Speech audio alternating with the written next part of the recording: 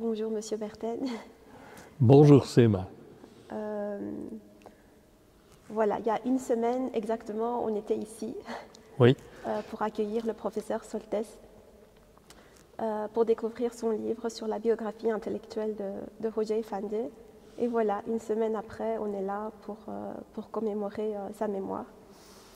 Alors j'ai plusieurs questions à vous poser, Monsieur Berten. Tout d'abord, quels sont vos sentiments, vos pensées concernant le décès de Fethullah Gülen? Quelle fut votre première réaction en apprenant la disparition? Et comment vous vous souviendrez de lui? Bon, j'ai une image de Fethullah Gülen comme une grande personnalité croyante, spirituelle, de recherche, de communion entre les hommes, les femmes, entre les convictions différentes, de son côté enraciné dans la foi musulmane, dans le respect le plus grand des autres. Et j'ai été touché de ce que j'ai pu en connaître, de cette dimension à la fois de réflexion et je dirais, de dimension spirituelle et mystique. Mais une dimension spirituelle incarnée à partir du mouvement qu'il a suscité, vraiment enraciné dans la société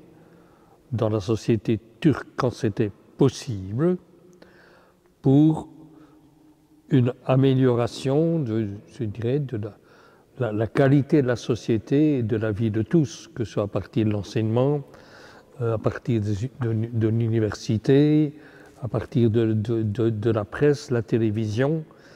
Donc c'était pour moi une vision très, très globale des choses portée par cette foi. Merci beaucoup. Accepteriez-vous de partager quelques-unes de vos expériences personnelles avec le mouvement? Comment vous l'avez connu? Oui, je l'ai connu de deux façons. D'abord par le fait que depuis 30 ans au moins, peut-être plus, oui, plus je pense, je suis engagé dans le dialogue interreligieux et en particulier avec les musulmans.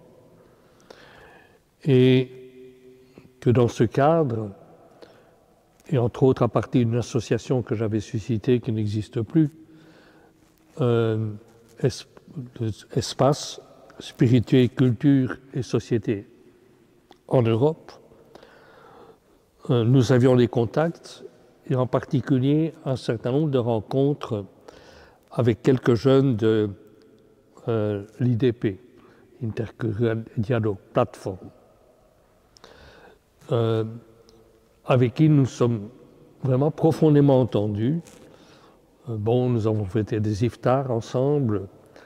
Ils sont venus fêter une fois dans notre église avec la communauté célébrante un dimanche soir une Ashura, ce qui a marqué beaucoup.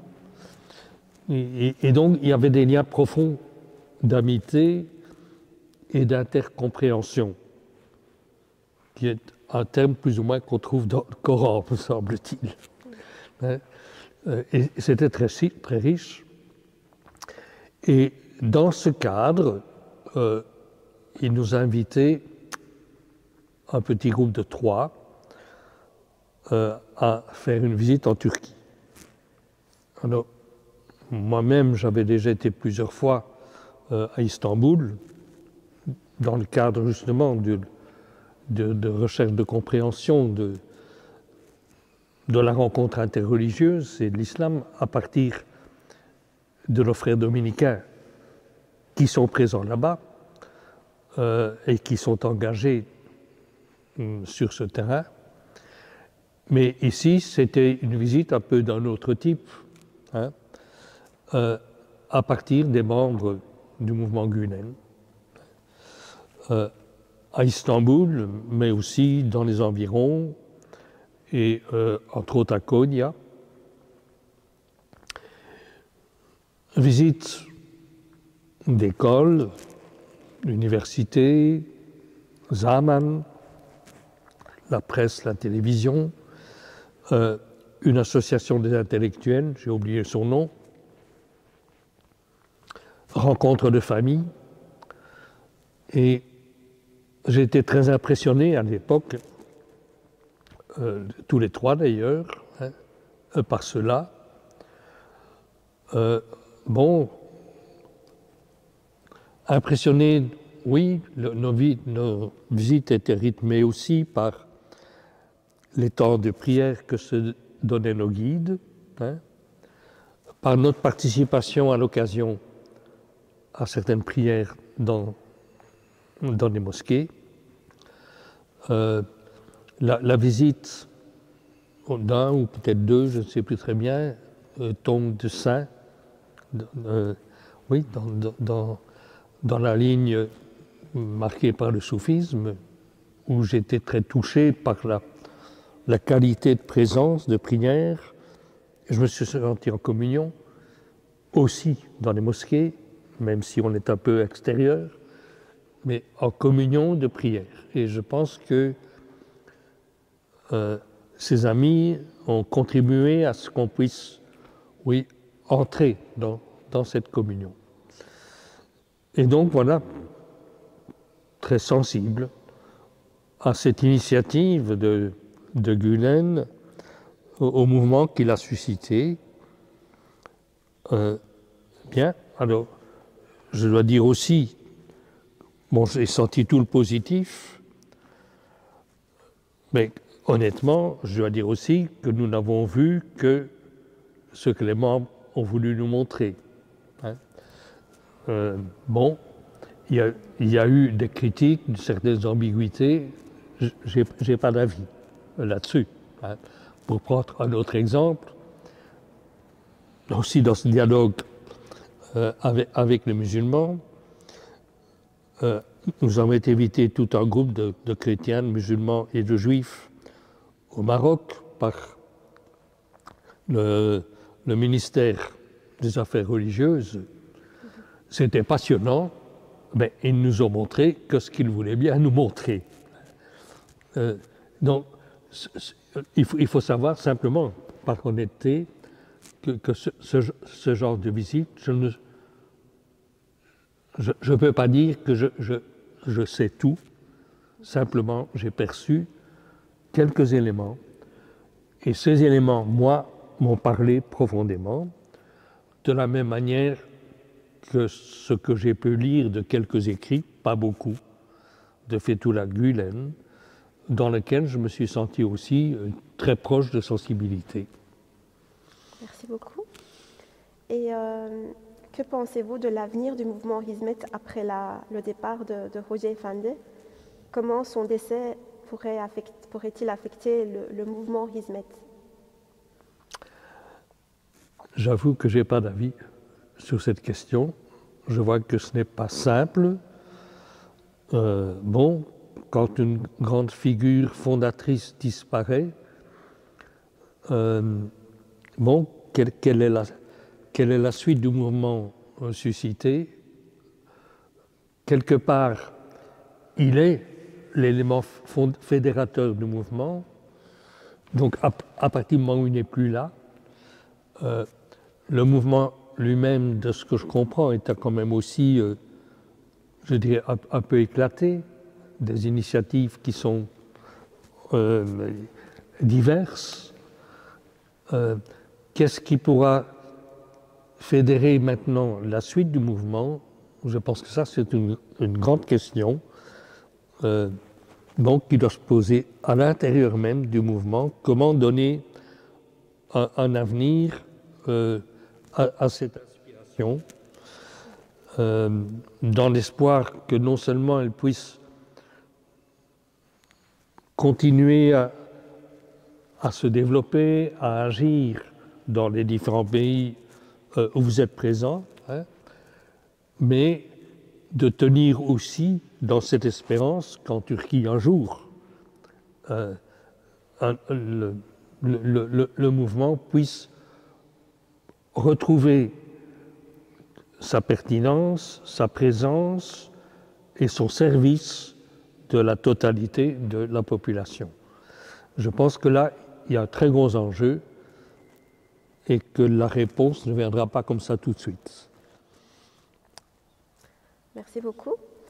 Alors, Monsieur Berten, comment vous évaluez l'importance du dialogue interreligieux? On en a déjà un peu parlé, qui est quand même l'un des piliers essentiels du mouvement Gülen, avec l'éducation et l'aide humanitaire, et particulièrement en prenant en compte la rencontre quand même historique de Fethullah Gülen, de Roger Effendi avec le pape Jean-Paul II. Quels impacts, selon vous, cette rencontre a-t-elle pu avoir sur la promotion du dialogue interreligieux? Pour la rencontre avec Jean-Paul II, je n'ai pas d'avis précis. Hein. Bon, Jean-Paul II a rencontré tellement de personnalités, sauf que c'était un signe de plus de la volonté de Jean-Paul II de soutenir, dans un sens spirituel, tout ce qui est rencontre entre les religions. Ça, c'est clair. Maintenant, les enjeux aujourd'hui me paraissent fondamentaux parce qu'il faut bien reconnaître que un peu partout, et on le sent aussi assez fortement chez nous, bon, il y a des tendances d'affirmation plus identitaires. C'est vrai d'une partie du catholicisme, c'est vrai aussi au niveau de l'islam, c'est très clair, au niveau d'un certain judaïsme, et aussi au niveau de la laïcité et au niveau, je dirais, de la franc-maçonnerie. Et cela rend le dialogue plus difficile, ça a des répercussions aussi politiques, c'est évident. Ça ne favorise pas le vivre ensemble. Donc, d'où l'importance modeste de tout ce qu'on peut faire sur le terrain. Merci beaucoup. Alors, une dernière question peut-être, Monsieur Berten, et je pense que c'est peut-être la question la plus importante pour la communauté qui est aujourd'hui très endeuillée. On en parlait tout à l'heure, ce n'est pas uniquement ses idéologies qui comptaient, c'est aussi sa personne, et ça, je ne l'aurais jamais deviné. Je ne me suis pas préparée, en tout cas, à son départ. Quels conseils donnerez-vous aux sympathisants des idées de Roger Effendi pour poursuivre son héritage et mettre en pratique ses valeurs? Bien, mais selon votre expression maintenant, vous êtes héritier. Et ça, c'est nouveau. Vous étiez disciple, maintenant vous êtes héritier. Donc, l'enjeu, c'est de continuer à faire valoir, non pas d'abord une doctrine, mais le message dont était porteur cette personnalité. Il y a des personnalités qui ont marqué l'histoire fortement, en pensant au mouvement Gülen, Rumi, qui est une des sources d'inspiration. Hein. On voit que ce mystique, oui, a eu une influence dans le cours de l'histoire, dans le cours du développement d'un certain islam, et qui marque l'ouverture d'une espérance. Donc, des personnalités marquent l'histoire parce qu'ils ont eu des disciples qui ont continué à porter quelque chose de leur mystique. Et à l'origine, pour l'islam, bien entendu, il y a Mohammed, et je pense, très important pour vous, je dirais, l'expérience mystique que lui aussi a faite. Ce qui n'est pas souligné de la même manière par tous. Hein. Mais je pense qu'il y a là quelque chose de fondamental. Et nous sommes, moi au sein même du christianisme, porteurs d'une responsabilité de faire continuer à vivre cet esprit.